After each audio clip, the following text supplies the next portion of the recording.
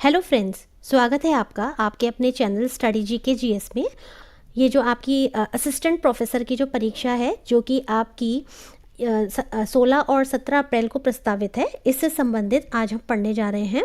देखिए, ये इसका स्टडी मटेरियल है, आप देख सकते हैं, सामान्य ज्ञान स्टडी मटेरियल पर्यावरण। तो पर्यावरण के अंतर्गत आप देख सकते हैं इस पुस्तक के अंदर मैंने आपको ये पूरा पोर्शन कंप्लीट करा दिया है। मानव एवं पर्यावरण का अंतः संबंध। उसके बाद दूसरा ये टॉपिक था आपका पर्यावरणीय क्षरण, कारण एवं निवारण, और इसमें मैंने आपको काफ़ी हद तक कंप्लीट करा दिया है। जो थोड़ा सा बचा है वो हम आज देख लेंगे, साथ ही जो इसका थर्ड पार्ट है उसको भी हम आज ही पूरा कर लेंगे। तो आइए अब हम शुरुआत करते हैं। कल जहाँ तक मैंने आपको पढ़ा दिया था उसके आगे ही हम शुरुआत करने जा रहे हैं। तो आइए शुरुआत करते हैं। देखिए, कल हमने कहाँ तक किया था? कल हमने ध्वनि प्रदूषण, मतलब यहाँ से अब मुझे स्टार्ट करना है, इसके ऊपर तक मैंने सब आपको करा दिया था। जल प्रदूषण, वायु प्रदूषण, हमारा सब कल कवर हो गया था। तो आइए अब हम पढ़ते हैं इसको। किसी वस्तु से उत्पन्न सामान्य आवाज़ को हम क्या कहते हैं? ध्वनि। पर जब ये ध्वनि तीव्रता अधिक होती है ध्वनि की, तो उसे हम क्या कहते हैं? शोर। ये शोर में तब्दील हो जाती है।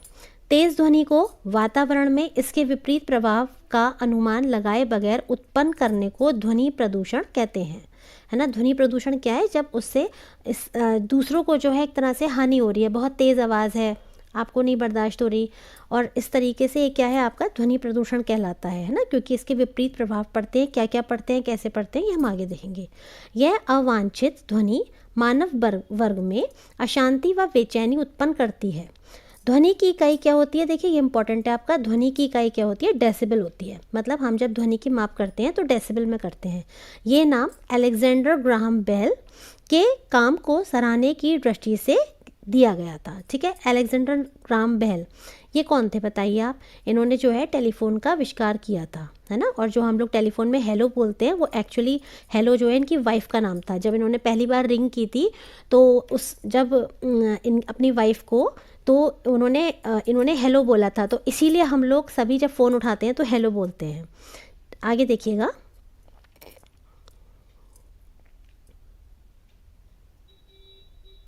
ये देखिए, अनियोजित औद्योगिक विकास, अत्यधिक मोटर वाहनों का प्रयोग, अनियोजित औद्योगिक विकास, अत्यधिक मोटर वाहनों का प्रयोग तथा यांत्रिक दोष युक्त विभिन्न प्रकार के वाहनों का परिचालन ध्वनि प्रदूषण करने के महत्वपूर्ण कारक में से एक है, या ये महत्वपूर्ण आपके कारक हैं, है ना। क्योंकि जो फैक्ट्रीज़ होती हैं वहाँ से क्या होता है? बड़ी बड़ी मशीनें चलती हैं, तो उनसे आवाज़ निकलती है। मोटर वाहनों से जो आपके हॉर्न वगैरह हैं या उनके खुद के चलने की जो आवाज़ होती है। इसके अलावा यांत्रिक दोषयुक्त विभिन्न प्रकार के वाहनों का परिचालन, मतलब ऐसे वाहन जिनमें किसी प्रकार का दोष है उनकी मशीनरी में, और वो जो आवाज़ करते हैं, तो इसकी वजह से भी ध्वनि प्रदूषण उत्पन्न होता है। साथ ही जो आपका जेट एयरक्राफ्ट होता है, जेट विमान, तो जब ये उड़ान भरता है उतरते समय या उड़ान भरने के समय, ये बहुत ही अधिक ध्वनि प्रदूषण करता है। क्या आप बता सकते हैं जेट एयरक्राफ्ट से कितना ध्वनि प्रदूषण होता है, कितने डेसिबल? आइए देखते हैं, नीचे तालिका दी गई है। पत्तियों की सरसराहट से कितना ध्वनि प्रदूषण होता है? तो ये होता है आपका 20 डेसिबल, जो पत्तियों की सरसराहट होती है उससे। नेक्स्ट देखिएगा, फुसफुसाहट से कितना होता है? इससे आपका होता है 30 डेसिबल। कितना होता है? 30 डेसिबल। किससे? फुसफुसाहट से, जब आप फुसफुसाकर बात करते हैं, 30 डेसिबल। पत्तियों की सरसराहट से 20 डेसिबल। कमरे शांत कार्यालय की ध्वनि कितनी होती है? 40 डेसिबल। सामान्य बातचीत के समय की ध्वनि कितनी होती है? 60 डेसिबल। ट्रक जो चलता है उसकी जो आवाज़ होती है ये आपकी होती है 80 से 85 डेसिबल। जेट इंजन की आवाज़ ये कितनी होती है? देखिए, सबसे ज़्यादा जो है जेट इंजन ही आपका आवाज़ करता है, ये है आपकी 120 डेसिबल। और जब जेट प्लेन उतरता है तो कितनी होती है? 180। ठीक है, लेकिन क्योंकि, और देखिए रॉकेट इंजन की कितनी होती है? 180। रॉकेट इंजन 180 देखा जाए तो इसकी मैक्सिमम होती है। लेकिन अगर हम बोलें कि सबसे ज़्यादा ध्वनि प्रदूषण कौन सा विमान या कौन सा ऐसा चीज़ है जो फैलाती है, तो ये आपका जेट विमान आएगा। क्यों? क्योंकि जेट विमान तो आप देखते हैं ना रोज़ कितनी उड़ानें भर रहे हैं हमारे जो एरोप्लेन्स हैं, जबकि रॉकेट ऐसा थोड़ा ना है कि हम लोग रोज़ जो है भेज रहे हैं अंतरिक्ष में, ये तो कभी कभी ही जाते हैं, तो इसीलिए मैक्सिमम जो ध्वनि प्रदूषण है वो जेट विमानों से होता है। लेकिन यदि आपसे पूछा जाएगा कि सबसे ज़्यादा ध्वनि प्रदूषण की जो तीव्रता होती है जो डेसिबल में, तो वो किसकी होती है, तो वो होती है आपकी रॉकेट इंजन की। ठीक है, हाँ अगर ये ऑप्शन में नहीं होगा तो फिर आप जेट विमान लगाएंगे। नेक्स्ट देखिएगा, ध्वनि की गति से तेज चलने वाले जेट विमानों से उत्पन्न शोर को सोनिक बूम कहते हैं, है ना। देखिए, ध्वनि की गति से तेज चलने वाले जो जेट विमान होते हैं उनसे जो उत्पन्न शोर होता है उसे हम क्या कहते हैं, सोनिक बूम। क्या कहते हैं, सोनिक बूम। आगे देखिए, सोनिक बूम को मैक इकाई में व्यक्त किया जाता है। सोनिक बूम को किस में व्यक्त किया जाता है, तो इसको हम मैक इकाई में व्यक्त करते हैं। ठीक है, नेक्स्ट देखिएगा, जो वस्तुएं ध्वनि की रफ्तार से चलती हैं, है ना, जो वस्तुएं ध्वनि की रफ्तार से चलती हैं उनसे उत्पन्न शोर को हम क्या कहते हैं, मैक 1। क्या कहते हैं, मैक 1। और यदि ये रफ्तार ध्वनि की रफ्तार से दोगुनी हो जाती है तो इसे हम क्या कहेंगे, मैक 2। मैक 2 मतलब ध्वनि की रफ्तार से, तो ये हो जाएगा आपका मैक 1। और अगर ये रफ्तार दुगनी है तो फिर इसे हम कहेंगे मैक 2।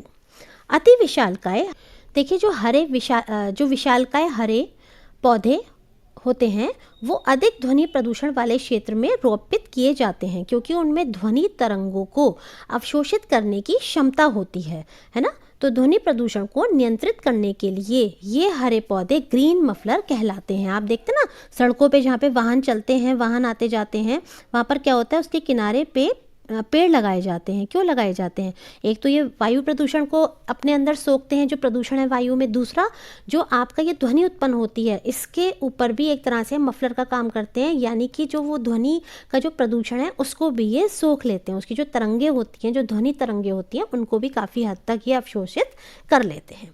आगे देखिएगा, ध्वनि प्रदूषण से होने वाले रोग। मानव में ध्वनि प्रदूषण से होने वाले रोग निम्नलिखित हैं। कौन कौन से रोग हैं, 85 डेसिबल से अधिक तेज ध्वनि से क्या होता है, यदि आप लगातार 8 घंटे सुन लेते हैं तो इससे आपका श्रवण हास होता है। यानी श्रवण हास मतलब सुनने की जो क्षमता है वो कम हो जाती है। तेज आवाज़ के कारण मानव के काम करने की क्षमता भी प्रभावित होती है ना। देखिए, मान लीजिए आप कोई काम कर रहे हैं और आप देखिए, यदि आप मान लीजिए आप बहुत तेज़ आवाज़ में कोई डेक डीजे या कोई साउंड बज रहा हो तो आप थोड़ा समय काम भले ही कर लें, लेकिन अंततः आप इरिटेट हो जाएंगे और आपकी जो काम करने की क्षमता है वो उतनी नहीं रहेगी जितना आप एक्चुअल में कर सकते हैं। साथ ही आपका जो कॉन्सेंट्रेशन है वो भी नहीं लगता है। तो तेज़ आवाज़ के कारण क्या होता है, काम करने की क्षमता प्रभावित होती है, साथ ही कार्यों को हम एकाग्रतापूर्ण यानी कॉन्सेंट्रेशन के साथ नहीं कर पाते हैं। ध्वनि प्रदूषण के कारण व्यक्ति की मानसिक बीमारी, पाचन, हृदय संबंधी रोग, गर्भपात एवं असामान्य व्यवहार से ग्रसित हो जाता है। यदि ध्वनि प्रदूषण होता है, ज़्यादा होता है किसी स्थान पे, तो उससे हो सकता है व्यक्ति जो है मानसिक बीमारी से या पाचन या हृदय संबंधी रोगों से या गर्भपात हो सकता है किसी महिला का, या असामान्य व्यवहार से ग्रसित हो सकता है। आगे देखिएगा, ध्वनि प्रदूषण नियंत्रण के उपाय, है ना। जो ध्वनि प्रदूषण होता है उसको हम कैसे नियंत्रित कर सकते हैं, उसके उपाय ये बता रहे हैं। तो आप देखिएगा, सबसे पहले है संचार पर नियंत्रण, यानी जो हम कम्युनिकेशन करते हैं, जो बातचीत करते हैं उस पर नियंत्रण करना, या किसी प्रकार का कम्युनिकेशन है उस पर नियंत्रण करना जो कि तेज़ आवाज़ में होता है। स्रोत पर नियंत्रण, माने जो सोर्सेज हैं उनके, उन पर नियंत्रण करना। मान लीजिए कहीं लाउड स्पीकर चल रहा है, बहुत तेज़ आवाज़ में बज रहा है, या डीजे कहीं पर बहुत तेज़ है, तो उन सब पर नियंत्रण करना, उन सब पर लिमिट सेट करना। रिसीवर पर नियंत्रण, है ना, मतलब जहाँ पर ये जाकर रिसीव हो रहा है जिन लोगों को, तो उस पर भी इसमें नियंत्रण करना। आगे देखिए, ध्वनि प्रदूषण का जंतु एवं पर्यावरण पर प्रभाव क्या पड़ता है, अब हम इसे देखते हैं। तेज ध्वनि से जीवों के मस्तिष्क, हृदय एवं यकृत को क्षति पहुंचती है और इससे उनका तंत्र खराब हो जाता है। देख रहे हैं आप कि तेज़ ध्वनि से क्या होता है, जीवों के मस्तिष्क पर, हृदय पर, उनके यकृत यानी लीवर पर उसको क्षति पहुंचती है। साथ ही जो उनका तंत्र होता है वो खराब हो जाता है और वे खतरनाक बन जाते हैं। समुद्री ध्वनि प्रदूषण का सबसे अधिक प्रभाव किस पे पड़ता है, व्हेल पे पड़ता है। व्हेल मछली होती है उस पे पड़ता है। इसके कारण उनकी आवाज़ की समस्या उत्पन्न हो जाती है। आगे देखिए, ध्वनि प्रदूषण के कारण जैब्रा फिंच अपने सहयोगी से संचार नहीं कर पाता है। कौन सा, जैब्रा फिंच। आगे देखिए, ध्वनि प्रदूषण का प्रभाव बिल्डिंग इत्यादि पर भी पड़ता है। मानव के कर्ण 20 हर्ट्ज से 20,000 हर्ट्ज तक सुन सकते हैं। इसे मनुष्य का श्रव्य परास कहते हैं, यानी ऑडिबल रेंज कहते हैं। श्रव्य परास से कम आवृत्ति की तरंगों को हम क्या बोलते हैं? अवश्रव्य यानी इंफ्रासोनिक तरंगे कहते हैं, है ना। और इससे यदि अधिक है, श्रव्य परास से आपका अधिक है अगर ये, तो उसे क्या कहते हैं हम? अल्ट्रासोनिक, यानी कि पराश्रव्य तरंग। और ये आपका यदि कम है तो अवश्रव्य तरंग, ठीक है। देखिए, ये जो मैंने आपको भी ऊपर बताया था, 20 हर्ट्ज से 20,000 हर्ट्ज तक सुन सकता है मनुष्य। यदि इससे नीचे है तो ये आपका क्या कहलाएगा? इंफ्रासोनिक यानी अवश्रव्य तरंग। और यदि ये 20,000 से ऊपर है तो ये क्या कहलाएगा? अल्ट्रासोनिक यानी कि पराश्रव्य तरंग। आगे देखिए, अब बात करते हैं हम मृदा प्रदूषण की। मृदा प्रदूषण क्या होता है? तो आइए देखते हैं। मृदा प्रदूषण नाम से ही पता चल रहा है, यानी कि मिट्टी में जो प्रदूषण होता है उसको ही मृदा प्रदूषण कहते हैं। देखिए, उर्वरक का अत्यधिक प्रयोग विभिन्न प्रकार के प्रदूषण उत्पन्न करता है, जिनमें मृदा प्रदूषण, जल प्रदूषण, वायु प्रदूषण प्रमुख हैं। ये प्रदूषण विभिन्न प्रकार की फसलों के माध्यम से, क्योंकि हम फसलें मिट्टी में बोई जाती हैं, और उनके माध्यम से मानव एवं पशुओं के आहार श्रृंखला में भी पहुंच जाते हैं तथा विभिन्न प्रकार की गंभीर बीमारियों से मनुष्य एवं पशुओं को ग्रस्त करते हैं। क्या करते हैं? क्या करता है आपका मृदा प्रदूषण? अत्यधिक अकार्बनिक उर्वरकों तथा जैवनाशकों के अवशेष भूमि एवं भूमिगत जल संसाधनों को हानि पहुंचाते हैं। क्या हानि पहुंचाते हैं आपके? ये अत्यधिक जो अकार्बनिक उर्वरक होते हैं वो, और साथ ही जैवनाशकों के जो अवशेष होते हैं, ये आपके जो भूमिगत जल होता है, भूमि और भूमिगत जल संसाधनों दोनों को ही हानि पहुंचाते हैं। अकार्बनिक पोषक जैसे फॉस्फेट और नाइट्रेट, कौन कौन से? फॉस्फेट और नाइट्रेट घुलकर जलीय पारिस्थितिकी तंत्र में आ जाते हैं, है ना।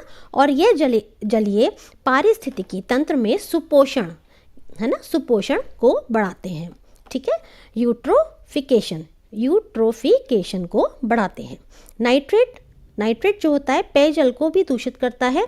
वही दूसरी ओर अकार्बनिक उर्वरक तथा कीटनाशक अवशेष मृदा के रासायनिक गुणों को बदल देते हैं। जो अपने उनके केमिकल, उनके जो गुण होते हैं, रासायनिक गुण होते हैं, उनको ये बदल देते हैं। किसके? मिट्टी के, है ना। और कौन बदल देते हैं? अकार्बनिक उर्वरक, जैसे कि आपके ऊपर मैंने बताया फॉस्फेट और नाइट्रेट, तथा भूमि के जीवों पर ये विपरीत प्रभाव डालते हैं। आगे देखते हैं।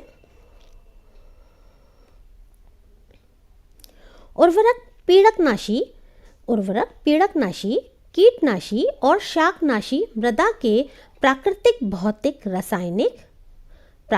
भौतिक रासायनिक और जैविक गुणों को नष्ट करके मृदा को बेकार कर देते हैं, अनुपजाऊ कर देते हैं। रासायनिक उर्वरक मृदा के सूक्ष्म जीवों को नष्ट कर देते हैं। क्या कर देते हैं? नष्ट कर देते हैं।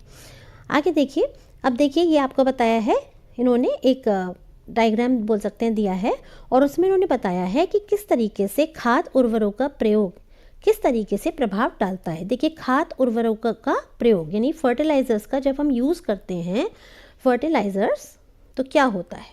ये देखिए, समुद्री प्रभाव में विषैला प्रभाव, यानी समुद्री जो प्रवाह होता है उसमें क्या होता है? विषैला प्रभाव आ जाता है।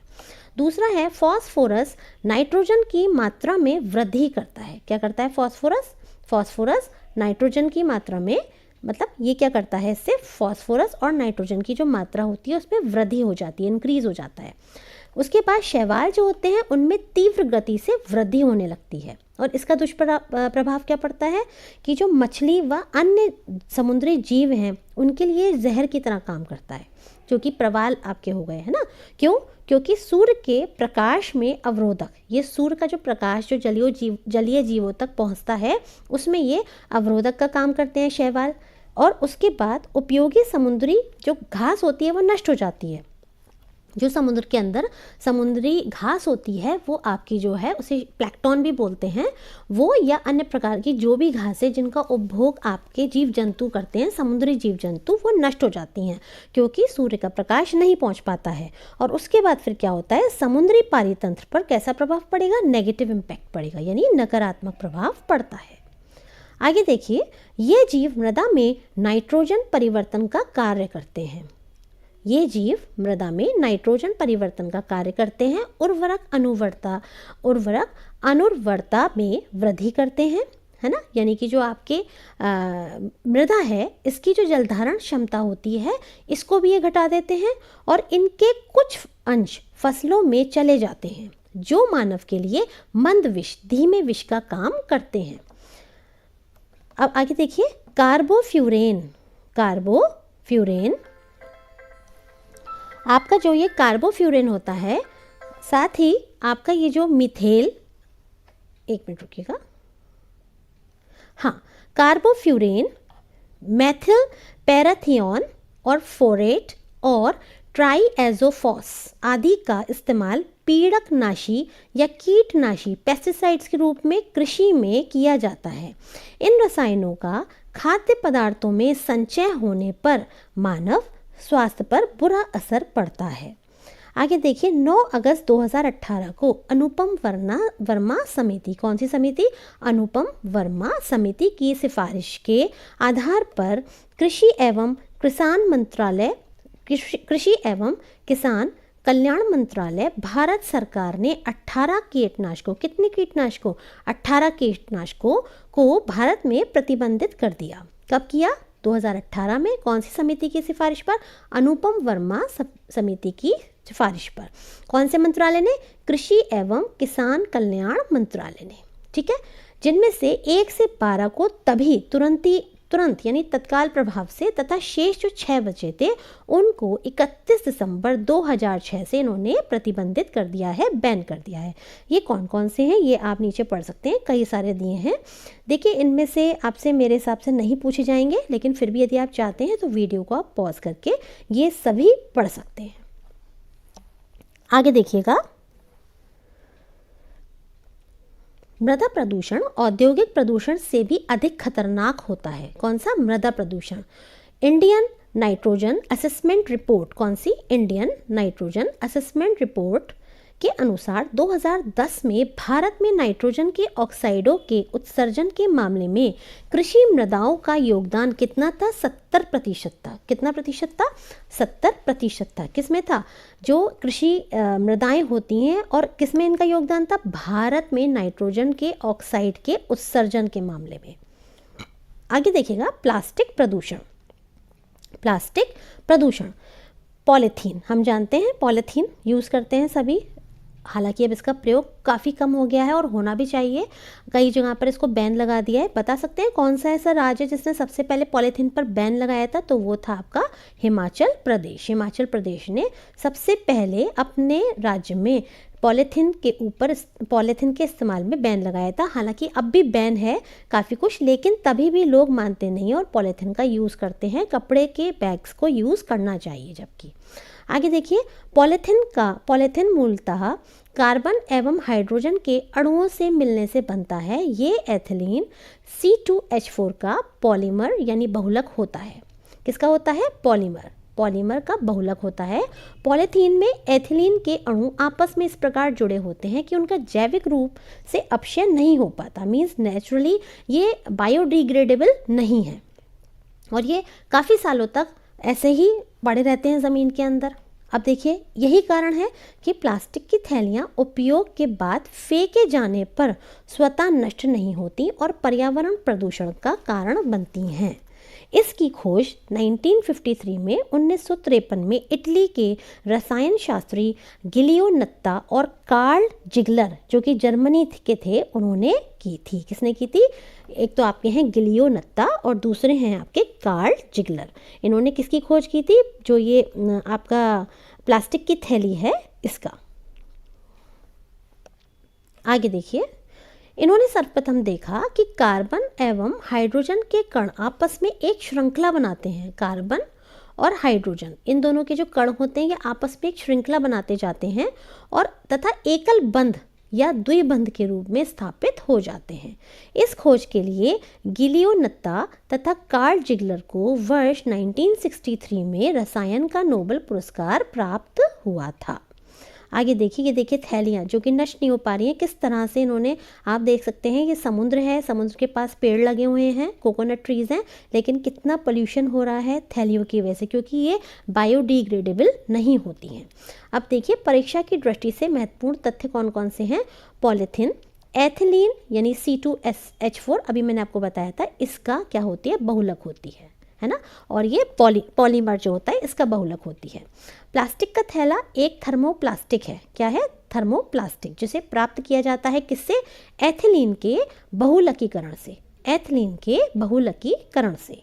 प्लास्टिक, लोहा, सीसा, ये सब क्या है, नॉन बायोडिग्रेडेबल पॉल्यूटेंट्स हैं, है ना, यानी कि इनका नेचुरली अपने आप ही अपक्षय नहीं हो पाता है। किस किस का, सीसा, लोहा और प्लास्टिक। और ये क्या है, ये फिर बहुत ज़्यादा प्रतिकूल प्रभाव डालते हैं, खासकर आपका प्लास्टिक और सीसा यानी लेड।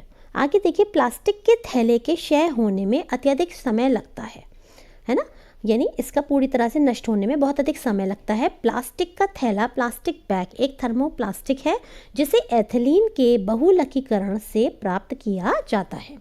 यह अक्षयकारी प्रदूषक पदार्थ है ना, मतलब कैसा है, ये अक्षयकारी है ना। अब देखिए, जो कि मृदा प्रदूषण के साथ साथ वातावरण को भी प्रदूषित करने का कार्य करता है। आगे देखिए,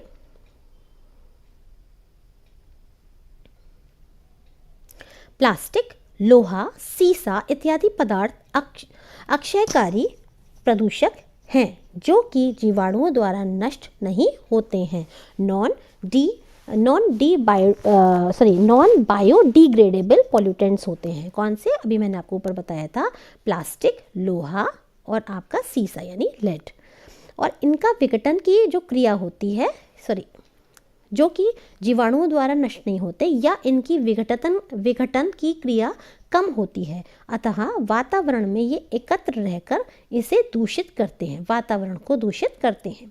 पर्यावरण में निर्मुक्त होने वाले माइक्रोबीड्स प्लास्टिक के 5 mm से छोटे कण हैं जो जल शोधन संयंत्रों द्वारा फिल्टर नहीं हो पाते।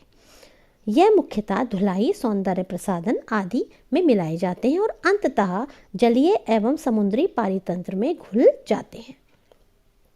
आगे देखिए, ये अपने साथ खतरनाक रसायनों को भी जमा कर लेते हैं तथा समुद्री जीवों के आहार में शामिल होकर उनके व्यवहार में परिवर्तन ला रहे हैं।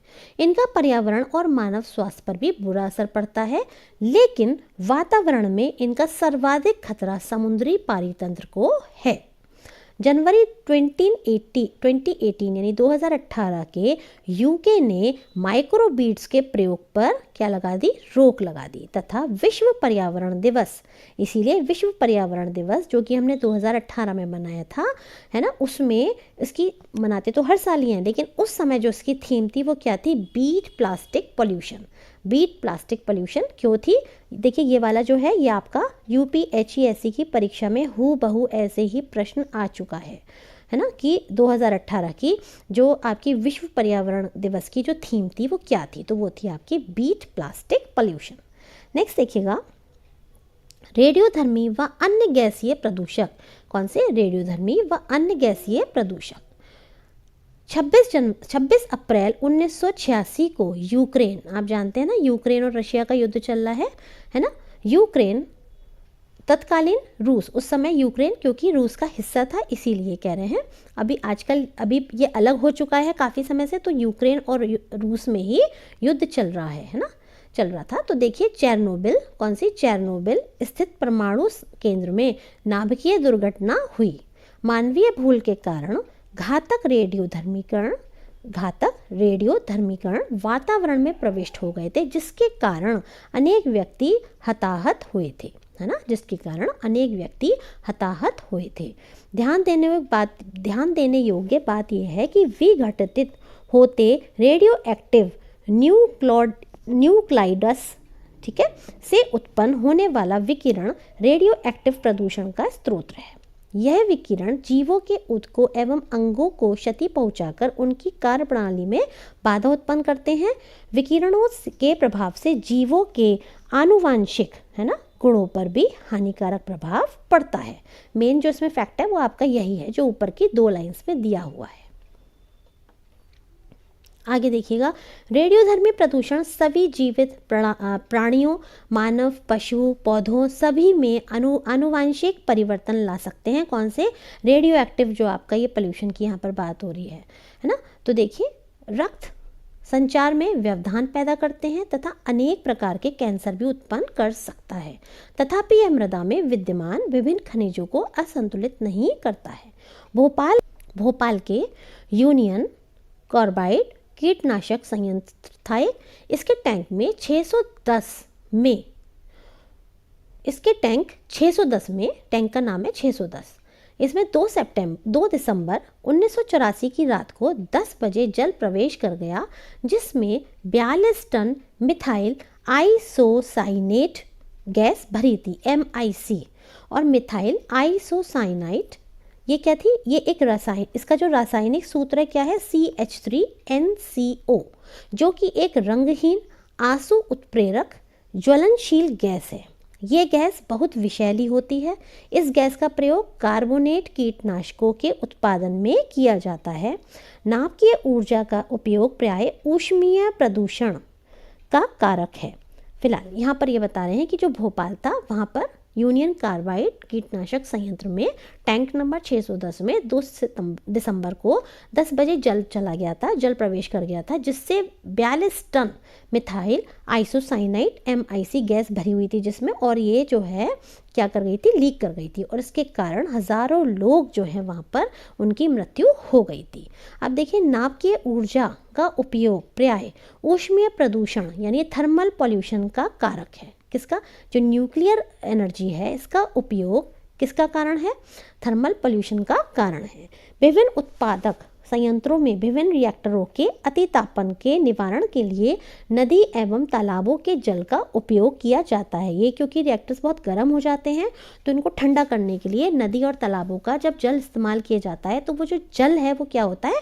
जो गर्म हो जाता है एक तो बहुत ज़्यादा, और वो प्रदूषित भी हो जाता है। और जब उस जल को फिर से पानी में गिराया जाता है तो क्या होता है? जल का जो ताप होता है ना, उसका तापमान पानी का, उसमें बहुत ज़्यादा वृद्धि हो जाती है, या कह सकते हैं हानिकारक वृद्धि हो जाती है, जो कि जीव जंतुओं के लिए नुकसानदायक होती है। इसे ही हम क्या कहते हैं? ऊष्मीय प्रदूषण यानी कि एनर्जी पोल्यूशन कहते हैं। आगे देखिए, महत्वपूर्ण दिवस एवं थीम। विश्व आर्द्र भूमि दिवस 2024, बताइए इसे हम कब बनाते हैं? वेटलैंड्स डे, है ना। तो इसकी जो थीम थी वो क्या थी? आर्द्र भूमि एवं मानव कल्याण, wetlands and human well being. विश्व पर्यावरण दिवस, बताइए इसे हम कब मनाते हैं? बताइए कब मनाते हैं विश्व पर्यावरण दिवस? 5 जून को हम मनाते हैं प्रतिवर्ष। और देखिए इसका क्या थीम थी? इसकी थीम भूमि बहाली, मरुस्थलीकरण और सूखा लचीलापन। नेक्स्ट है आपका विश्व जल दिवस। इसे कब मनाते हैं? इसे हम मनाते हैं 22 मार्च को। अच्छा, अगर 22 मार्च को ये मनाते हैं हम विश्व जल दिवस, तो फिर ये बताइए 22, चलिए इसकी पहले थीम देख लें, शांति के लिए जल, वाटर फॉर पीस। अब ये बताइए कि फिर हम 22 अप्रैल को क्या मनाते हैं? तो हम 22 अप्रैल को मनाते हैं विश्व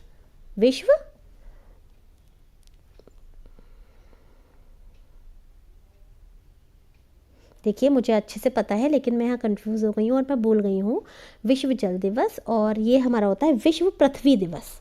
विश्व पृथ्वी दिवस। और उसके बाद है हमारा विश्व वन्यजीव दिवस, जिसे हम कब मनाते हैं? विश्व वन्यजीव दिवस 3 मार्च को इसे हम मनाते हैं। किसे? विश्व वन्यजीव दिवस को। देखिए तो इसकी थीम क्या थी? Connecting people and planet, exploring digital innovation in wild life conservation. ठीक है, विश्व वन्यजीव दिवस की थीम। अंतर्राष्ट्रीय वन दिवस 2024, इसकी थीम क्या थी? इसकी थी आपकी वन एवं नवाचार, बेहतर दुनिया के लिए नए समाधान। नेक्स्ट है आपका विश्व वानिकी दिवस। कब मनाते हैं विश्व वानिकी दिवस बताइए? प्लैनेट वर्सेस प्लास्टिक इसकी थीम थी। विश्व शौचालय दिवस कब मनाते हैं? 19 नवंबर। इसकी थीम थी शांति के लिए जल का लाभ उठाना। और इसकी डेट क्या थी विश्व वानिकी दिवस की आपकी? 21। बताइए क्या है, मई है कि मार्च है? मुझे कमेंट करके बताइए क्या है इसका। अब देखिए यहाँ पर मैंने आपका जो UPHESC असिस्टेंट प्रोफेसर का जो आपका पर्यावरण वाला पोर्शन है, जिसमें आपके 3 यूनिट्स दिए गए हैं, उसमें से आज आपके 2 यूनिट्स पूरे कंप्लीट हो गए और तीसरा भी यूनिट मैं भी कंप्लीट करा दूंगी। तो देखिए अब हम तीसरा यूनिट शुरुआत करते हैं। ये है आपका पर्यावरण संरक्षण हेतु राष्ट्रीय एवं अंतर्राष्ट्रीय प्रयास, यानी कि पर्यावरण के संरक्षण के लिए क्या क्या राष्ट्रीय स्तर पर एवं अंतर्राष्ट्रीय स्तर पर प्रयास किए गए हैं। आइए देखते हैं। भारतीय संस्कृति में पर्यावरण संरक्षण को बहुत महत्व दिया गया है। मानव जीवन को हमेशा मूर्त या अमूर्त रूप में पृथ्वी, जल, वायु, आकाश, सूर्य, नदी, वृक्ष, पशु पक्षी आदि से सहचर्य के रूप में देखा गया है।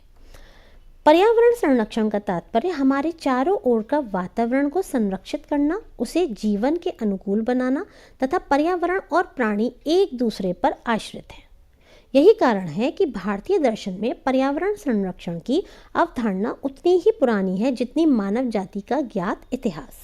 सिंधु सभ्यता की मुहरों पर आप देख सकते हैं पशुओं के, वृक्षों के अंकन थे चित्र। राजाओं द्वारा अपने राज्य चिन्हों के रूप में वृक्षों तथा पशुओं को स्थान देना, मार्गों में वृक्ष लगवाना, कुएं खुदवाना आदि प्रयास पर्यावरण प्रेम को ही प्रदर्शित करते हैं। मतलब समझ लीजिए सिंधु घाटी सभ्यता जो कि कितनी पुरानी सभ्यता है, उस समय के लोग भी जानते थे कि इसकी क्या इम्पोर्टेंस है ना, पर्यावरण की। देखिए अब इसमें हम देखते हैं परीक्षा की दृष्टि से महत्वपूर्ण तथ्य। प्रथम पृथ्वी सम्मेलन कब हुआ या कहाँ हुआ? तो ये आपका हुआ था प्रथम पृथ्वी सम्मेलन रियो डी जेनेरो में। यदि एक मेढक एक टिड्डे को खाता है तो ऊर्जा का स्थानांतरण होगा कैसा? प्राथमिक उपभोक्ता से द्वितीयक उपभोक्ता की ओर। क्योंकि देखिए मेढक क्या खा रहा है? टिड्डे को, है ना। तो टिड्डा क्या हो गया? प्राथमिक उपभोक्ता हो गया, है ना। और इसकी ऊर्जा किस में जा रही है? मेढक में जा रही है, क्योंकि ये क्या खा रहा है? टिड्डा खा रहा है ना। तो प्राथमिक उपभोक्ता से ऊर्जा द्वितीयक उपभोक्ता को हस्तांतरण हो रही है। शेर कैसा उपभोक्ता है? द्वितीयक श्रेणी का उपभोक्ता है, क्योंकि ये भेड़ बकरी आदि को खाता है, जानवरों को खाता है। 10% का नियम किसने दिया? लिंडमैन ने दिया। किसने दिया? लिंडमैन ने। देखिए जैसे हम जानते हैं कि मान लीजिए ये हमारी घास है और सपोज करिए इसको एक खरगोश खाता है ना। इस घास को एक खरगोश खाता है और फर्दर फिर इस खरगोश को मान लीजिए चीता खा लेता है ना। तो ये तो आपका उपभोक्ता हो गई, उत्पादक हो गई, सॉरी। क्यों? क्योंकि ये अपना भोजन घास खुद बनाती है सूर्य के द्वारा, है ना। और ये जबकि दोनों चीज़ें इस पर ही निर्भर हैं, डायरेक्टली या इनडायरेक्टली। खरगोश घास को खाएगा जबकि जो चीता होगा वो खरगोश को खाएगा, है ना। तो ये आपका उत्पादक हो गया, ये आपका प्रथम आपका उपभोक्ता हो गया खरगोश, और सेकंड आपका जो उपभोक्ता हो गया सेकंड श्रेणी का, वो कौन सा हो गया? आपका चीता। तो यहाँ पर ये जो आपका सूरज है, इससे जो ऊर्जा आई, मान लीजिए घास ने 100 ऊर्जा प्राप्त की सूरज से, 100%। तो अब जो है उसका जो 10वां हिस्सा है वो किस में जाएगा? वो खरगोश में जाएगा जब वो इसका कंजप्शन करेगा। और फिर इसका भी 10वां हिस्सा यानी कि 1% किस में जाएगा? चीता के अंदर जाएगा। तो यही आपका 10% का नियम है कि हर बार जो एनर्जी ट्रांसफ़र होती है वो 10% होती है। और ये किसने दिया था नियम? लिंडमैन ने दिया था।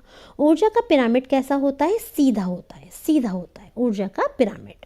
एक पोषण स्तर से दूसरे पोषण स्तर पर ऊर्जा स्थानांतरण होती है। कैसे? कितनी? 10%। पृथ्वी पर पारिस्थितिकी तंत्र सबसे बड़ा कौन सा है? तो वो है आपका जैव मंडल, जैव मंडल। आगे देखिए, नर्मदा बचाव। आगे देखिएगा, वैदिक ऋषि पृथ्वी, अग्नि, औषधि और वनस्पतियों की पूजा करते थे। और देखिए हम आज भी करते हैं। हम आज भी कई ऐसे त्यौहार मनाते हैं जिसमें हम प्राकृतिक रूप से प्रकृति की पूजा करते हैं। जैसे आप सूरज की करते हैं, चांद की पूजा होती है, पेड़ों की पूजा होती है, अग्नि की होती है, जल की भी करते हैं। तो आप देखिए पहले समय में भी ऐसे ही होती थी। तो वैदिक ऋषि पृथ्वी, अग्नि, जल, औषधि और वनस्पतियों की पूजा करते थे ताकि सभी प्राणियों को शांति प्राप्त हो। यह शांतिप्रद तभी हो सकते हैं जब मानव समाज सभी स्तरों पर इनका संरक्षण करे। पर्यावरण संरक्षण हर स्तर पर प्रत्येक उम्र के व्यक्तियों द्वारा किया जाना आवश्यक है। ऐसा तभी संभव है जब सामान्य जन को अपने आसपास वायु, वनस्पति जगत और प्रकृति उन्मुख जीवन के क्रियाकलापों जैसे पर्यावरणीय मुद्दों से परिचित कराया जाए। इसीलिए इसके लिए राष्ट्रीय और अंतर्राष्ट्रीय स्तर पर काफ़ी प्रयास हो रहे हैं। और यदि आपको ध्यान हो, जब हम लोग छोटे थे तो हम लोग के विषय में जो हमारे विषय होते तो उनमें पर्यावरण नाम का कोई विषय नहीं होता था।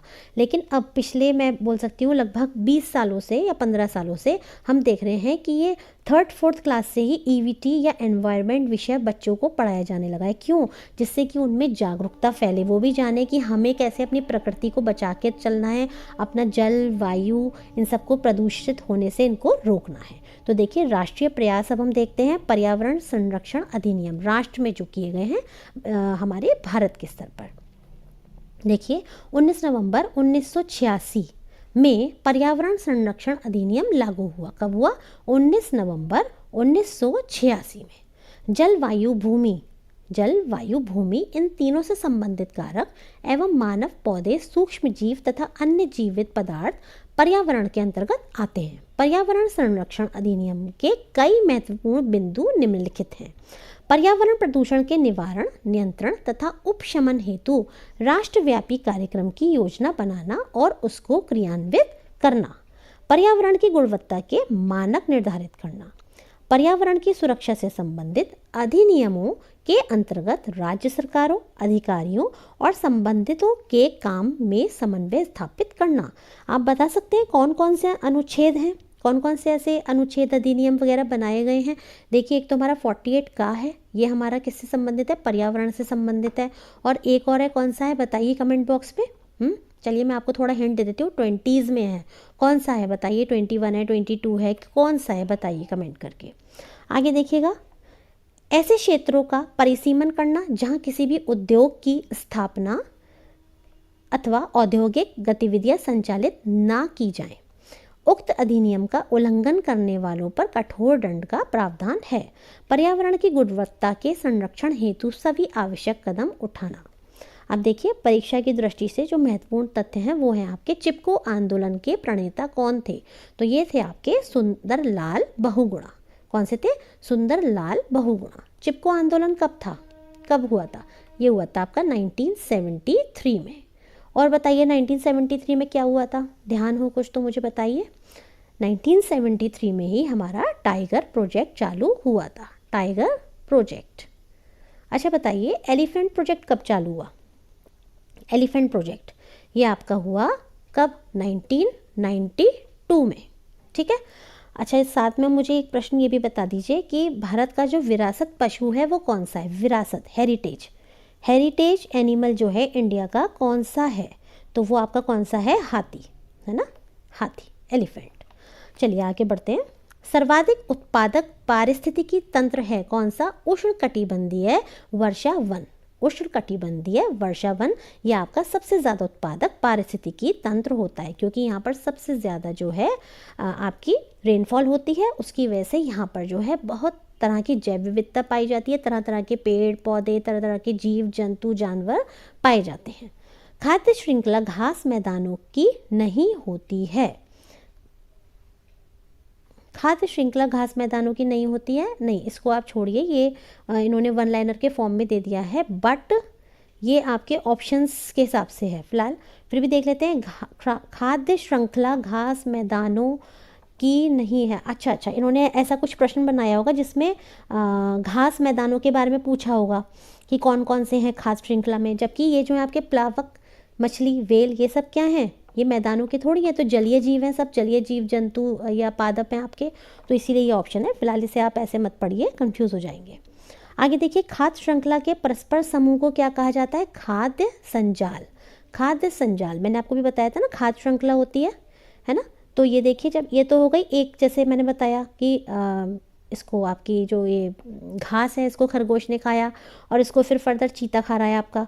लेकिन अगर यही आपस में, जैसे मान लीजिए घास को और कौन खाता है, घास को मान लीजिए बकरी खाती है ना। तो अगर ये बकरी खा रही है घास को, तो जो शेर है, मान लीजिए बकरी को खा रहा है शेर। अब ज़रूरी थोड़ी है शेर इसको भी तो खा सकता है और चीता इसको भी खा सकता है। तो ये आपका क्या हो गया, खाद्य संजाल। क्या हो गया, खाद्य संजाल। जैविक पर्यावरण में शामिल है क्या क्या, उत्पादक, उपभोक्ता एवं अपघटक। अपघटक मतलब डिकम्पोजर्स।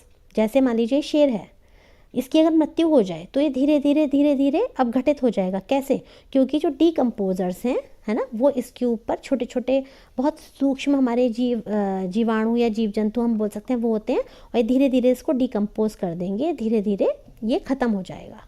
आगे देखिएगा, वन्य प्राणी सप्ताह, ये कब मनाया जाता है, अक्टूबर के पहले सप्ताह में। आगे देखिएगा, पर्यावरण बचाव हेतु प्रमुख आंदोलन। तो देखिए सबसे पहले जो इसमें आंदोलन है वो है आपका कौन सा, ये है आपका चिपको आंदोलन। चिपको आंदोलन कब आपका शुरू हुआ, अभी मैंने ऊपर आपको बताया था 1973 में हुआ था, और ये उस समय उत्तर प्रदेश में, आजकल उत्तर प्रदेश से ये अलग हो चुका है, उत्तराखंड है ना, ये आपको पता ही है, उत्तराखंड उत्तर प्रदेश से अलग हो चुका है ना। तो ये अभी अगर ऑप्शन में आएगा तो आप उत्तराखंड ही लगाएंगे। इसमें किसानों ने वृक्षों की कटाई का विरोध करने के लिए किया था कौन सा, चिपको आंदोलन।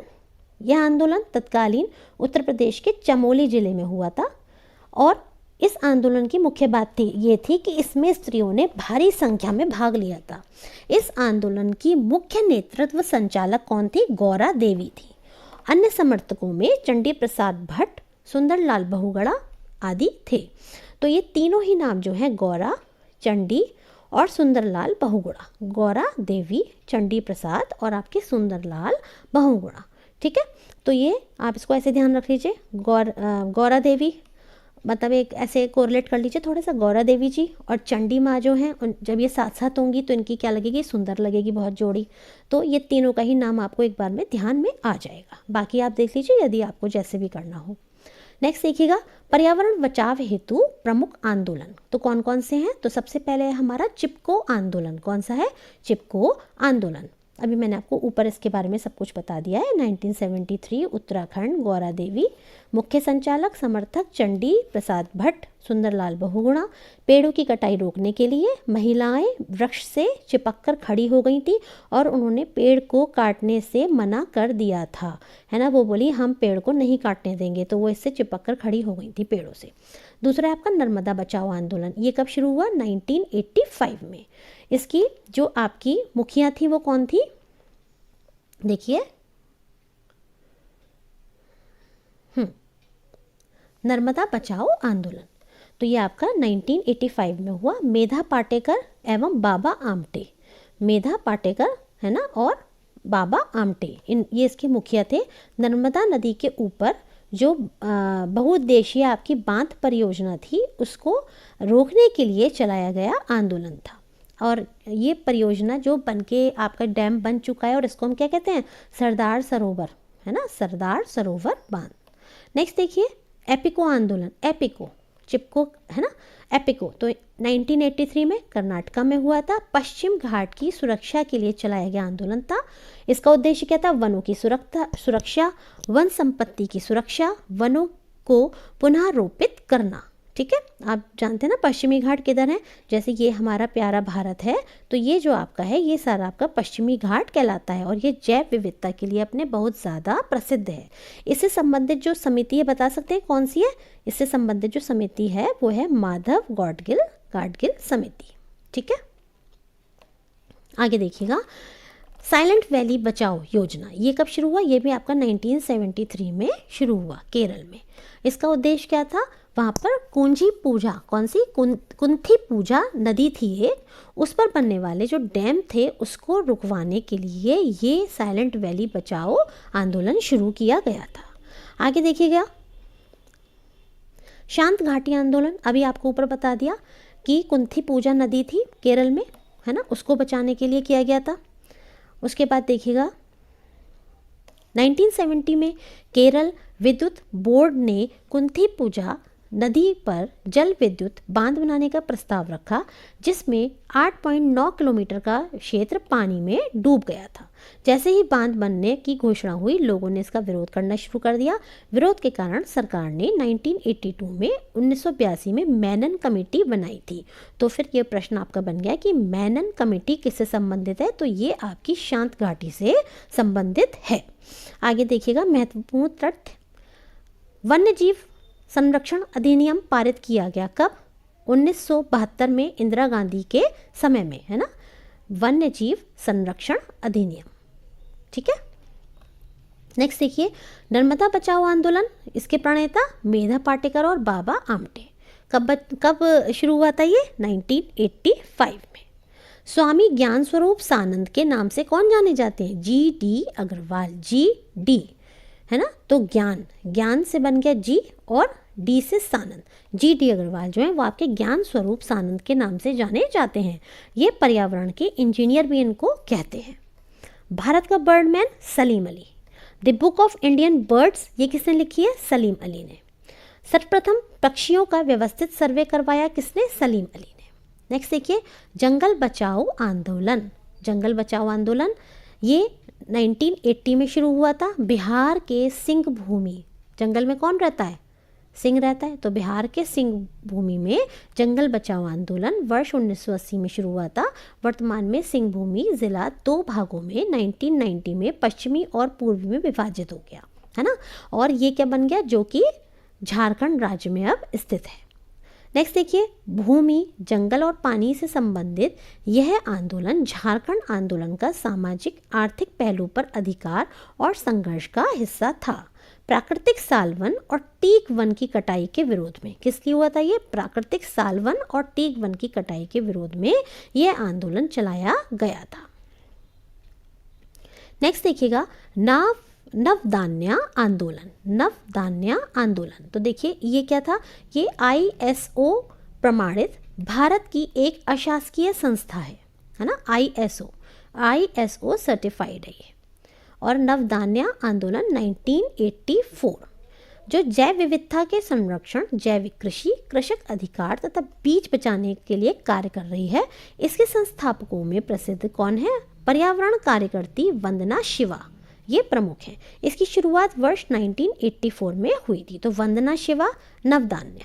अब देखिए, एपिको आंदोलन अभी ऊपर बताया था 1983 में हुआ था। कर्नाटका में पश्चिमी घाट की सुरक्षा के लिए चलाया गया आंदोलन था। नर्मदा बचाओ भी देखिए मैंने आपको ऊपर बता दिया 1985 में। मेधा पाटेकर और बाबा आमटे से संबंधित है।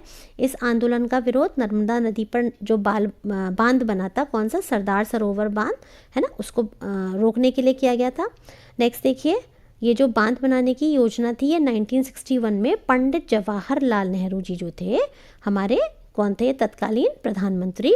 3 राज्यों, कौन कौन से? गुजरात, मध्य प्रदेश और राजस्थान के मध्य यह बांध जल वितरण नीति पर सहमति नहीं बन पाने के कारण विवादित हो गया।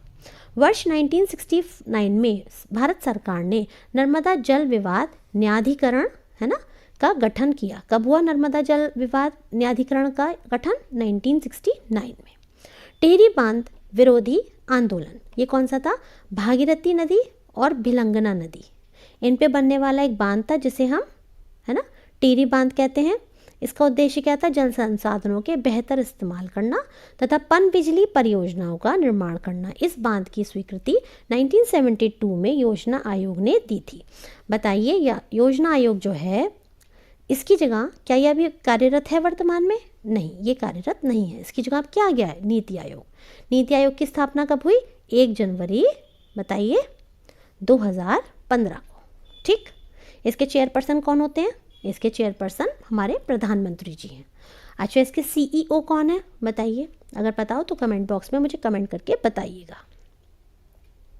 इस परियोजना को सुंदरलाल बहुगुणा तथा अनेक पर्यावरणविदों ने कई आधारों पर इसका विरोध किया था। इस आंदोलन ने पर्यावरण, वही है सुंदरलाल बहुगुणा वाली जो मैंने आपको ऊपर बताई थी अभी। आगे देखिए, टिहरी बांध विरोधी आंदोलन किन किन नदियों पे था? देखिए, तो ये आपका था भागीरथी और भिलंगना नदी पर, अभी मैंने आपको बताया था। उत्तराखंड के गढ़वाल क्षेत्र में इसकी बांध की स्वीकृति कब दी गई थी? 1972 में तत्कालीन प्रधानमंत्री ये जो आपके ये थे आपके जवाहरलाल नेहरू जी, उनके द्वारा। ठीक है, मतलब जवाहरलाल नेहरू जी के समय में योजना आयोग के द्वारा इसकी क्या दी गई थी? स्वीकृति दी गई थी। इस आंदोलन ने पर्यावरण, ग्रामीण जीवन शैली, वन्यजीव, कृषि तथा लोक संस्कृति को होने वाली क्षति की ओर लोगों का ध्यान आकर्षित किया। मुख्य प्रणेता कौन थे? सुंदरलाल बहुगुणा। ठीक है, बांध का उद्देश्य क्या था? जल संसाधनों का बेहतर इस्तेमाल करना, पन बिजली परियोजनाओं का निर्माण करना। अब आप देखिएगा इसी के संग यहाँ पर हमारे अंतर्राष्ट्रीय प्रयास जो हैं वो आपके चालू हो गए हैं। तो देखिए अब हम अंतर्राष्ट्रीय प्रयासों के बारे में पढ़ेंगे। सबसे पहले इसमें हमारा आता है यूनेप। यूनेप बहुत इंपॉर्टेंट है, United Nations Environment Programme. UNEP का फुल फॉर्म क्या है? United Nations Environment Programme. इसकी स्थापना जून 1972 में हुई थी, है ना। संयुक्त राष्ट्र मानव पर्यावरण सम्मेलन के परिणाम स्वरूप कई संस्थाओं का संयुक्त राष्ट्र मानव पर्यावरण सम्मेलन के परिणाम स्वरूप की गई थी इसकी स्थापना। किसकी? यूनेप की, है ना। संयुक्त राष्ट्र मानव पर्यावरण सम्मेलन के फलस्वरूप। अब देखिए मुख्यालय नैरोबी केन्या में है इसका। इसके अंतर्गत सरकारी, अर्ध सरकारी, निजी क्षेत्र और सिविल सोसाइटी आती है। यूनेप पर्यावरण के बारे में विश्व में अग्रणी प्राधिकार है ना, और जो वैश्विक पर्यावरण एजेंडा तय करता है। क्या तय करता है? वैश्विक पर्यावरण एजेंडा कौन तय करता है? यूनेप। ठीक है, इसके भीतर सतत विकास के पर्यावरण संबंधी पहलुओं के सामंजस्यपूर्ण क्रियान्वयन को बढ़ावा देता है, दुनिया के पर्यावरण के लिए अधिकार के साथ हिमायत करता है। भारत में उपस्थिति इसकी कब हुई है? इसकी हुई है 2016 में, नई दिल्ली, भारत में। फोकस क्षेत्र क्या है इसका? जलवायु परिवर्तन, आपदाएं और संघर्ष, पारिस्थितिकी प्रबंधन, पर्यावरण शासन, पर्यावरण की समीक्षा, हानिकारक पदार्थ और संसाधनों का कुशल उपयोग करना। इसका जो नोडल मंत्रालय है वो कौन सा है? पर्यावरण, वन एवं जलवायु परिवर्तन मंत्रालय। इसके जो आपके मंत्री हैं उनका नाम मुझे बताइए कि पर्यावरण, वन एवं जलवायु परिवर्तन मंत्रालय के जो किस मंत्री के अंडर में है? केंद्रीय मंत्री के। देखिए कुछ चीज़ों को ना खुद भी हमें ढूंढना चाहिए और गूगल कर लीजिए, कहीं ढूंढना नहीं है, गूगल कर लीजिए। तो उससे क्या होता है, जब आप एक चीज़ गूगल करते हैं तो उसके संग आपको 4 चीज़ें और पता लगेंगी, है ना। कि कोई भी चीज़ है, मान लीजिए इसके प्रणेता कौन थे, अच्छा ये किस ईयर में हुआ था, क्यों हुआ था, तो आप उससे आपका ज्ञान में वृद्धि ही होती है। नेक्स्ट देखिएगा आगे हमारा क्या आता है।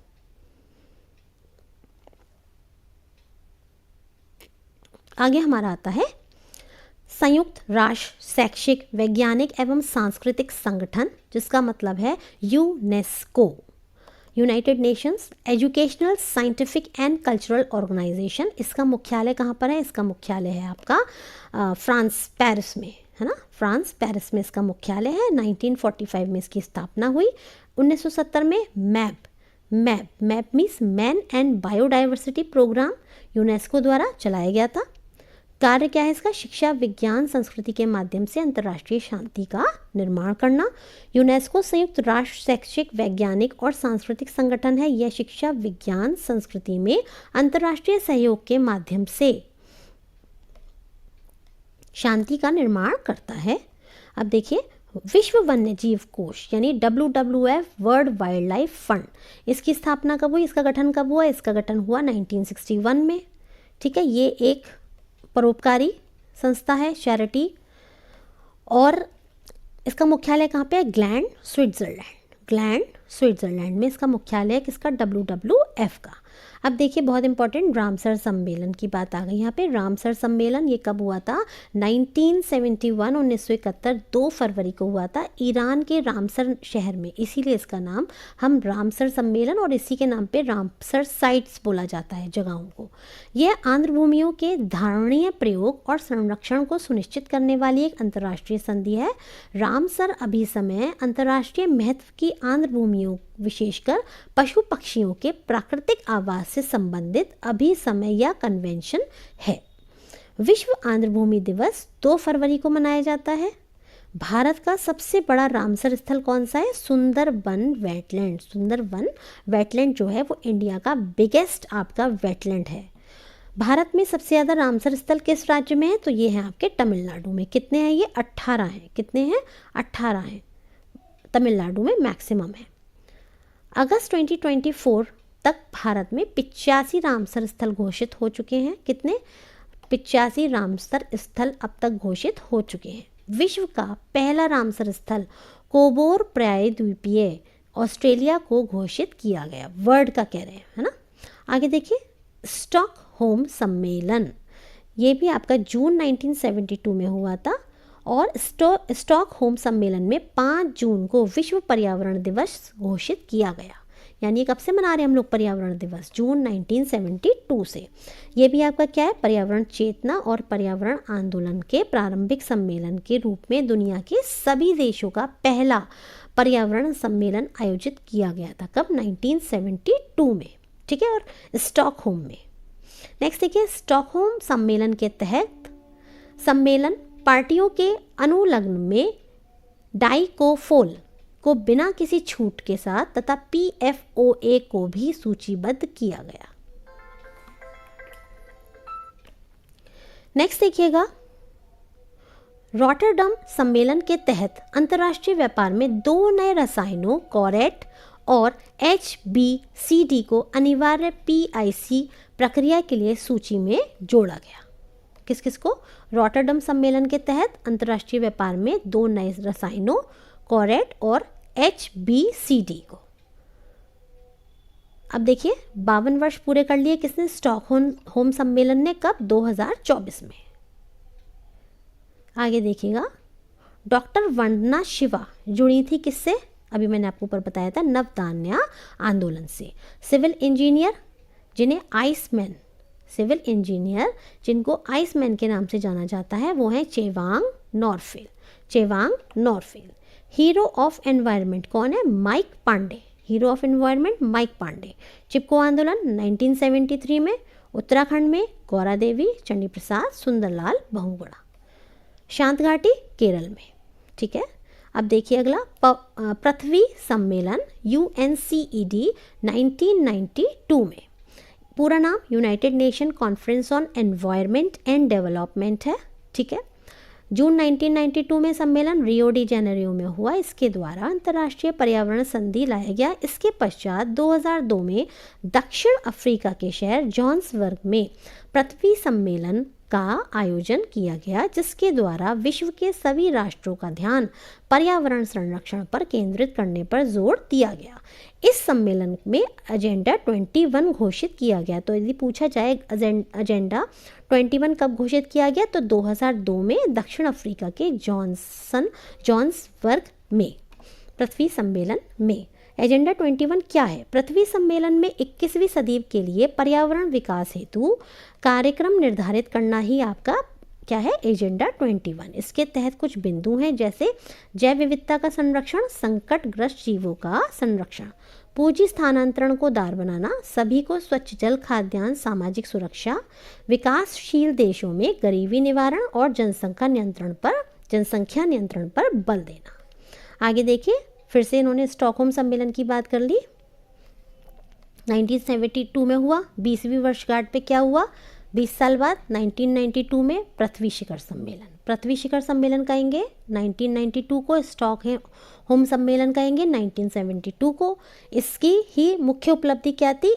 ये थी आपकी एजेंडा 21, किसका? पृथ्वी शिखर सम्मेलन का, ठीक है। इसका समझौता की समीक्षा 5 वर्ष पर करने हेतु पृथ्वी सम्मेलन +5 यानी फिर से 5 सालों के बाद एक और पृथ्वी सम्मेलन हुआ 1997 में, क्योंकि 1992 से 97 में 5 वर्ष पड़ गए, इसलिए इसको हम +5 कहते हैं। यदि कभी भी आएगा पृथ्वी सम्मेलन +5 तो आप समझ जाइए 1997 की बात हो रही है। आगे देखिएगा, एजेंडा 21 किससे संबंधित है? अभी मैंने आपको बताया था किस किस से संबंधित है, देख लीजिए एक बार फिर से। जैव विविधता का संरक्षण, संकटग्रस्त जीवों का संरक्षण, विकासशील देशों में गरीबी निवारण एवं जनसंख्या नियंत्रण, पूंजी स्थानांतरण को दार बनाने पर बल, सबको खाद्य स्वच्छ जल, सबको खाद्य सुरक्षा कहना चाहिए, खाद्य खाने का पदार्थ, खाने के पदार्थ, भोजन, स्वच्छ जल एवं सामाजिक सुरक्षा। आगे देखिए, पृथ्वी सम्मेलन के 20 वर्ष पूरे होने के उपलक्ष्य में वर्ष 2012 में रियो 20 सम्मेलन का आयोजन किया गया। ठीक है, रियो 20 कब? पृथ्वी सम्मेलन के 20 वर्ष पूरे होने पर। रियो 20 घोषणा पत्र का शीर्षक क्या था? The future we want, very important, the future we want, जैसा फ्यूचर हम चाहते हैं। ठीक है, और रियो 20 सम्मेलन में भारत ने हरित अर्थव्यवस्था को प्रोत्साहन करने की आवश्यकता पर बल दिया। वर्ष 2024 में पृथ्वी सम्मेलन के 32 वर्ष पूरे हो गए। ठीक है, आगे देखिए, बेसल सम्मेलन 1989, वैसे इतना इम्पोर्टेंट नहीं है, इससे इतना कुछ ऐसा आता नहीं है, पर फिर भी सामने है तो थोड़ा सा देख लेते हैं। बेसल सम्मेलन 1989 घातक पदार्थों के सीमा पार आवागमन एवं निष्पादन से संबंधित बेसल संधि को 22 मार्च 1989 को बेसल स्विट्जरलैंड में हुआ था। 2 महत्वपूर्ण मुद्दे ई कचरा के बारे में तथा के बारे में दिशा निर्देश व शर्तें शामिल की गई, जिनमें प्रयुक्त बिजली इलेक्ट्रॉनिक उपकरणों को सीधे पुनः उपयोग, मरम्मत, नवीनीकरण या विफल संश्लेषण के लिए गैर कचरा माना जाएगा।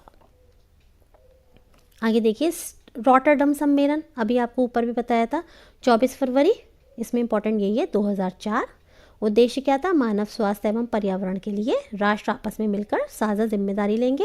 हानिकारक रसायनों को ले जाना राष्ट्रों की साझेदारी पर निर्भर होगी। जैव विविधता पर convention on biodiversity, that is your CBD।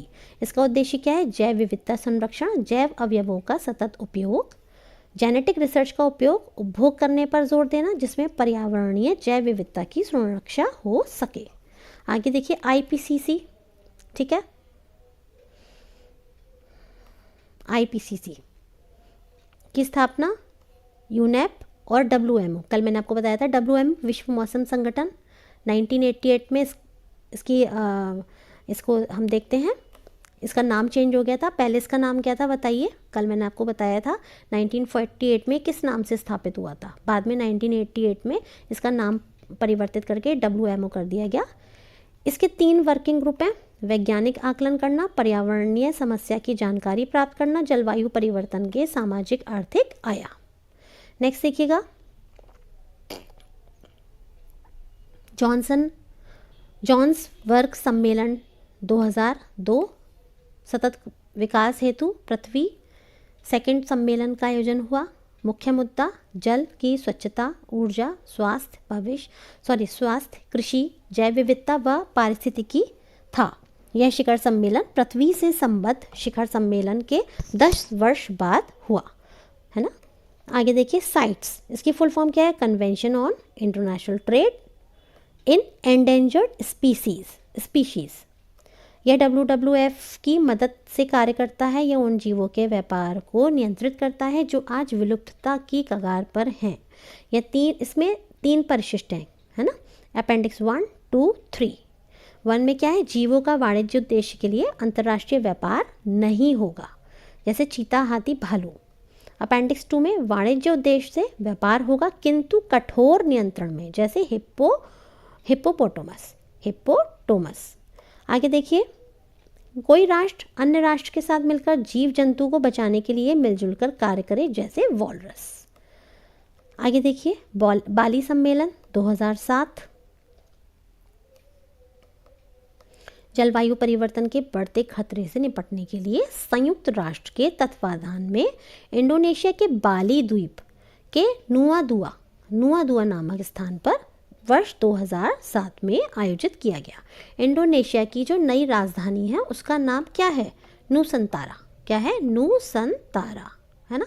हमारा कानकुन सम्मेलन, जो कि 2010 मैक्सिको के कानकुन में आयोजित हुआ था।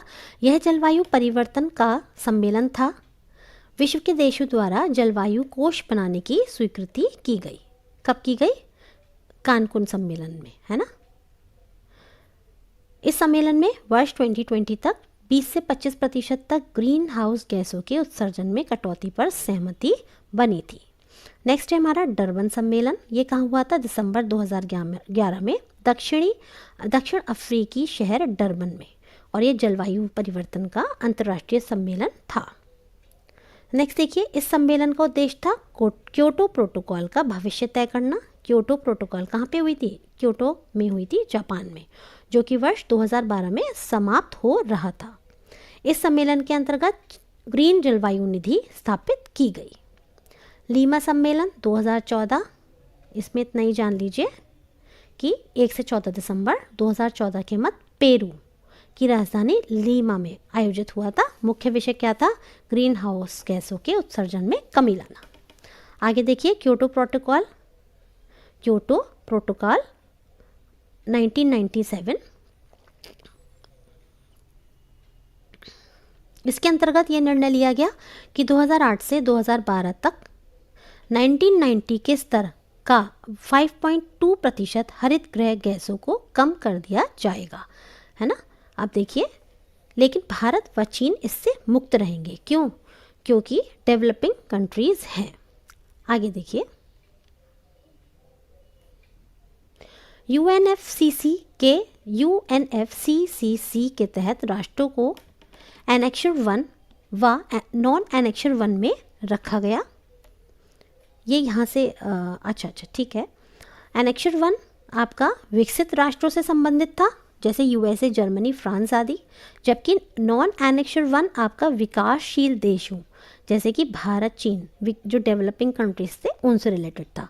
इस रोड मैप के तहत 3 प्रावधान किए गए, प्रथम, द्वितीय एवं तृतीय। नीचे है कार्बन व्यापार। देखिए, प्रथम में क्या था? एनेक्सर 1 राष्ट्रों पर, यानी कि जो डेवलप्ड कंट्री हैं, उन पर बाध्यता आरोपित की गई कि कार्बन उत्सर्जन को कम करने की कोशिश करेंगे।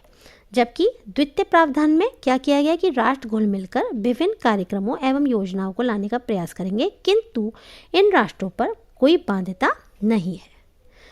तीसरा है आपका कार्बन व्यापार, यानी कि कार्बन ट्रेडिंग। ये क्या था आपका?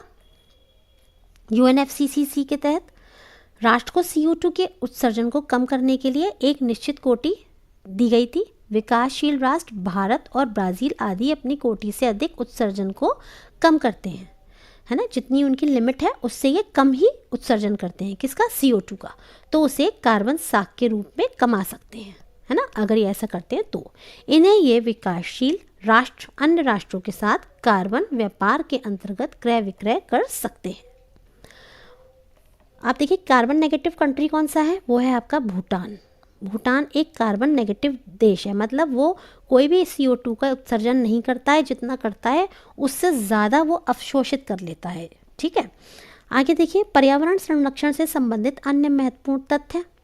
पर्यावरण संरक्षण अधिनियम, वेरी इंपॉर्टेंट, 1986 में छाता विधान, अम्ब्रेला लेजिस्लेशन के रूप में जाना जाता है। वर्ष 1972 में स्टॉकहोम में आयोजित संयुक्त राष्ट्र के प्रथम मानव पर्यावरण सम्मेलन के निर्णयों को कार्यान्वित करने के उद्देश्य से भारत सरकार ने पर्यावरण संरक्षण अधिनियम 1986 पारित किया। और मैंने आपको बताया था उस समय से ही हम लोग पर्यावरण दिवस मनाते हैं 1972 से। और उसके बाद देखिए, भोपाल गैस त्रासदी के उपरांत सरकार ने संविधान के अनुच्छेद कौन सा? 252 भोपाल गैस त्रासदी के उपरांत पर्यावरण संरक्षण अधिनियम 1986 को पारित किया। इस अधिनियम ने सरकार को पर्यावरण संरक्षण की दिशा में अन्य कानूनों में समन्वय व मार्गदर्शन प्रदान करने में महत्वपूर्ण भूमिका निभाई।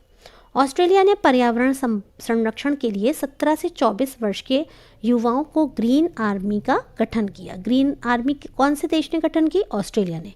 और देखिए, अभी आपने पढ़ा होगा न्यूज़ में, अखबारों में, कि 16 वर्ष तक के बच्चों पर ऑस्ट्रेलिया कंट्री ने मोबाइल चलाने पर बैन कर दिया है। भारत में कृषि में पर्यावरण अनुकूल दीर्घस्थायी विकास के लिए मिश्र शासन, कार्बनिक खादें, नाइट्रोजन यौगिकी पौधे और कीट प्रतिरोध शस्य किस्मों का प्रयोग सर्वश्रेष्ठ है। भूमंडलीय पर्यावरण सुरक्षा, जैव विविधता पर अभिसमय, जलवायु परिवर्तन पर संयुक्त राष्ट्र ढांचा अभिसमय, मरुस्थलीकरण के विरुद्ध संयुक्त राष्ट्र अभिसमय, स्थायी जैव प्रदूषकों पर स्टॉकहोम अभिसमय एवं पारा मिनीमाता अभिसमय इत्यादि के लिए विभिन्न गतिविधियों के रूप में कार्य करता है।